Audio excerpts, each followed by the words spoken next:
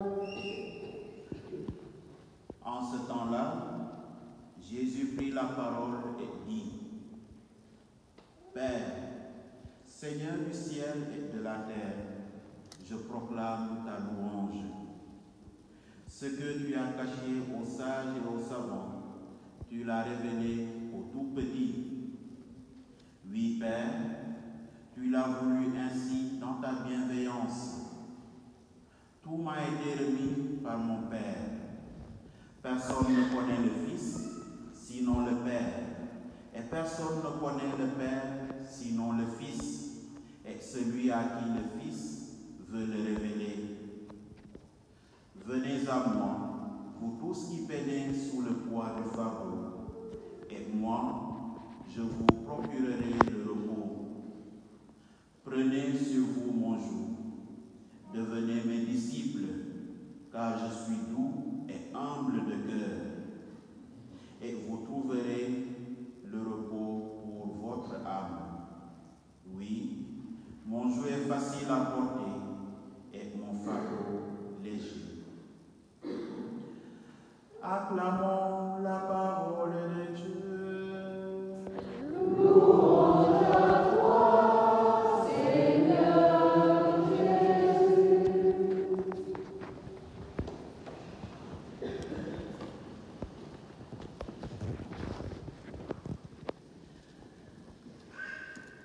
Chers frères et sœurs, les textes de la liturgie de ce 14e dimanche du temps ordinaire nous invitent à l'espérance au milieu des événements qui marquent nos vies. En effet, pour la plupart d'entre nous, le fardeau de la vie est lourd à porter. Ce fardeau peut être une erreur de la vie, notre propre histoire, une personne, des espoirs déçus, des soucis financiers, matériels ou un problème sentimental. La liste est encore longue. Face à tous ces problèmes de la vie, où trouver la paix du cœur? Où trouver la joie de vivre? Qui pourra nous délivrer de ce poids qui accable nos vies?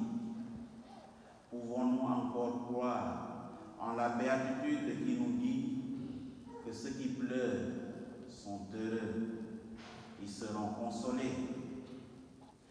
La première lecture de ce dimanche commence par une invitation à la joie. Exulte de toutes tes forces, fille de Sion. Pousse des cris de joie, fille de Jérusalem. En effet, le prophète Zacharie invite à se réjouir parce que justement, l'heure n'est pas à la joie. Le peuple d'Israël était sous domination et il souffrait. À un moment où il y avait de bonnes raisons de perdre espoir, de tout abandonner. Et toutefois en Dieu, le prophète Zacharie vient parler au peuple en lui lançant une parole d'espérance au milieu de ses difficultés.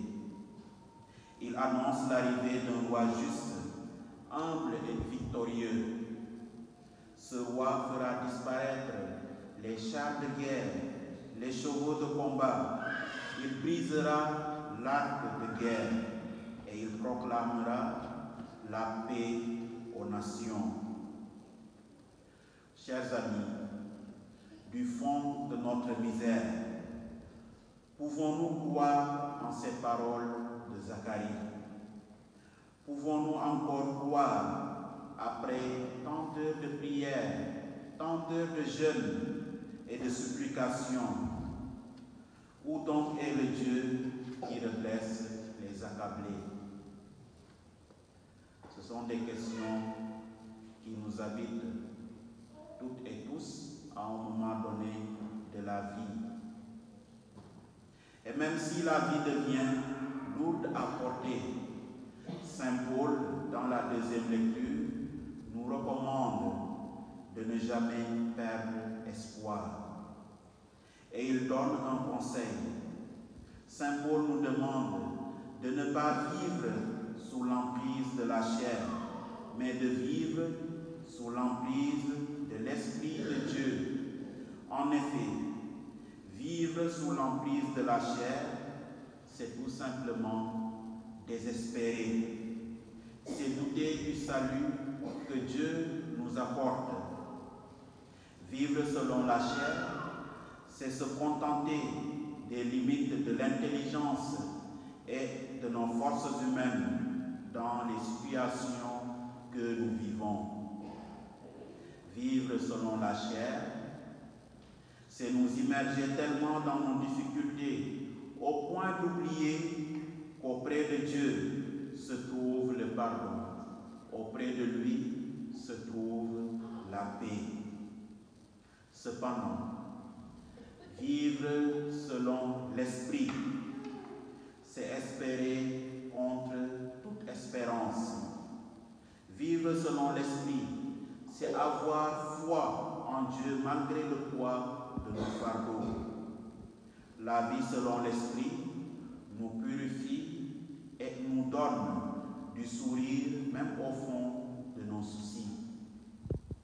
En effet, l'Esprit de Dieu nous donne la force de faire triompher les vraies valeurs de la vie.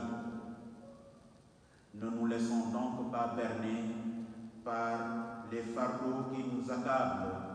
Ne nous laissons pas berner par les soucis du quotidien, au point de perdre les valeurs d'amour, les valeurs d'amitié et de pardon, les valeurs de vérité, les valeurs de paix. Autrement, nous ressemblerons à ces sages et à ces savants à qui tout devient impénétrable et caché, puisqu'ils se suffisent à eux-mêmes. Ils font confiance tout simplement à leur propre intelligence pour arriver à régler tous les soucis de la vie. Les tout petits dont parle Jésus dans l'Évangile sont les humbles de cœur, ceux qui savent accueillir le poids de leur vie et savent l'offrir à Dieu. Alors Jésus ne vient pas pour nous épargner de toute souffrance, mais il nous aide à porter ces souffrances pour les transformer.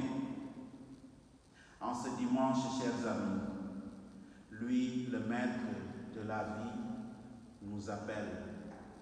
Il nous dit, venez à moi, comme pour nous dire en ce temps estival, venez vous reposer auprès de moi. Cet appel, chers amis, nous devons le sentir au plus profond de nos cœurs et au plus profond de nos misères, au plus profond des misères de notre monde. Nous sommes aujourd'hui de nouveau appelés à devenir disciples du Christ en prenant sur nous son joug. Et prendre le joug de Jésus, c'est refuser de nous laisser écraser par les soucis. C'est laisser le Seigneur guider notre vie. De cette manière, nous aurons un autre regard sur notre vie et sur toute difficulté. Être heureux ne veut pas dire que nous n'avons pas de soucis. Quelqu'un aimait bien à dire que les soucis de la vie, il faut savoir les dompter. Et c'est le Seigneur lui-même qui vient nous aider en cela. Mais plutôt que nous les offrons à Dieu, afin qu'advienne pour nous, selon sa volonté, tout ce qu'il désire dans notre vie, afin qu'advienne cette volonté de Dieu. Ouvrons-nous à lui. Mettons notre confiance dans le Seigneur. Puisse le Seigneur nous accorder toujours la grâce de venir à lui, pour que même dans nos misères les plus sombres, nous puissions faire l'expérience de la paix, nous puissions faire l'expérience de la justice et trouver en lui cette joie de vivre